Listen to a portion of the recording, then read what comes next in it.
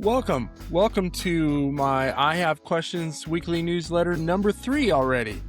So today I want to talk about when a name changes everything. The other day had my first installation of my talk with Mia Mason, who has OCD and has written her first book, Worries Whispers. There's a moment early in that conversation with Mia Mason where everything shifts.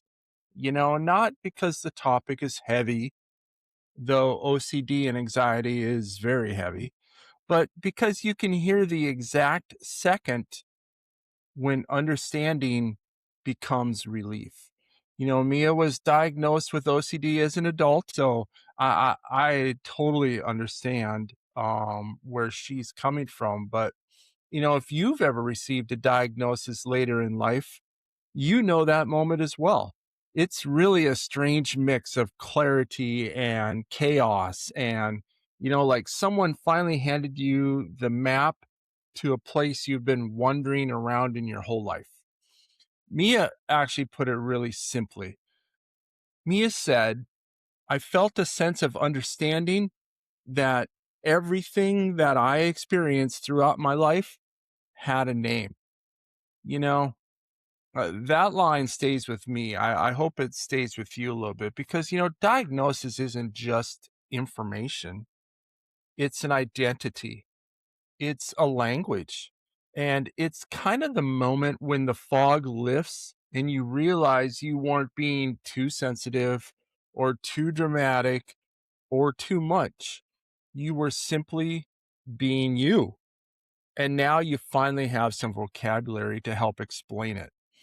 you know, that becomes then the internal world where no one has ever seen.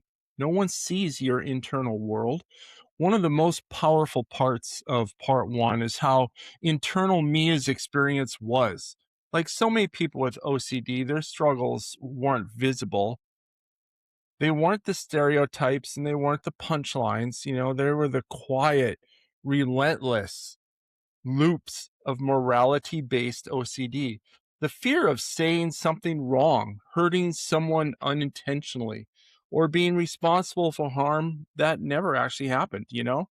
Mia told me I knew what OCD was, but I didn't know what it really was. I feel like we can all say that about most everything, huh? That honesty is why their work matters. It's why Worries Whispers matters. It's why conversations like this matter. Because when you've lived your whole life thinking your internal world is uniquely broken, discovering that others share it is kind of healing all on its own. So, before the diagnosis, Mia was already an artist. After the diagnosis, creativity became something else entirely. It's a lifeline and a language and a way to translate the invisible into something others could finally understand. In therapy, Mia began drawing the concepts that she was learning, not as a project, not as a book idea for sure, just as a process. But creativity has a way of revealing the path before we realize we're even walking on it. Those drawings became the foundation for Worries Whispers. The poems Mia had been writing since very early age suddenly had a place to live. And the combination, which I love, illustrated poetry woven into a graphic novel style narrative, became a form of storytelling that feels both intimate and universal. It's not just art, it's a connection. It's survival. It's someone saying, here, this is what it feels like inside my mind. Maybe it feels like yours too. So, part one of my interview with Mia is more than OCD, that's for sure. It's about a moment a person stops being confused by their own mind and starts understanding it. Don't we all wish we could understand our own brain? I I I think it's one of the harder parts we deal with. And it takes courage to say, this is who I am and I'm not alone.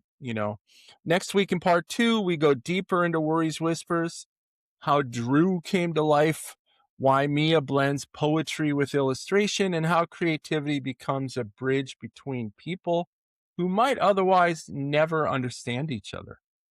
But before we get there, here's a short little reflection I would love for us all to do that's, again, inspired by Da Vinci's approach to self-observation.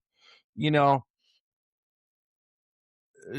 Da Vinci was 100% about observation. He observed everything. He spent hours and hours and hours and days and months just observing ripples in water.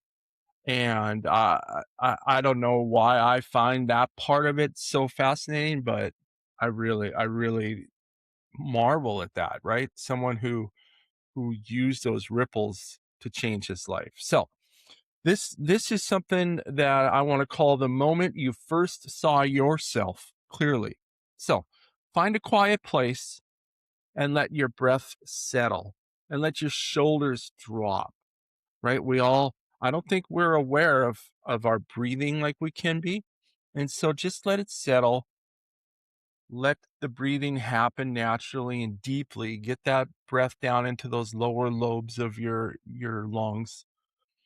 And recall a moment when something about you finally made sense. It could be a diagnosis, but probably not. Could be a realization about something or a truth that you've been circling for years. Notice what you first felt. Was it relief or fear, clarity, confusion, all of them? What was it? Now notice where that memory lives in your body, right? Is it in your chest, in your stomach, your throat, your hands? Where does it tighten? Where does it soften? Now, I know some of you love sketching, but let's sketch that feeling, okay? Not the moment, the feeling. Maybe it's a straight line. Maybe it's a crooked line. Maybe it's a texture like an orange peel or whatever. Let it be messy. No one has to see it. No one has to care. Maybe your thoughts are messy. All right. Once you've done that, now write one sentence below it. Maybe make that sentence true. Let it be simple, but let it be yours. Maybe you say, when I finally understood myself, I realized that, and then whatever fits your drawing. All right. Take a moment and do that, and just find a place for your thoughts without the phone, without social media, without friends, without the chatter of TV, without background music, and take a chance at that. So, if this conversation with Mia resonated with you, please share that episode with others. Subscribe to the newsletter, subscribe to my channel, and keep your curiosity alive and keep asking questions, because next week, part 2 is coming. And trust me, you're going to want to see where her story goes next. All right. Peace, love, R.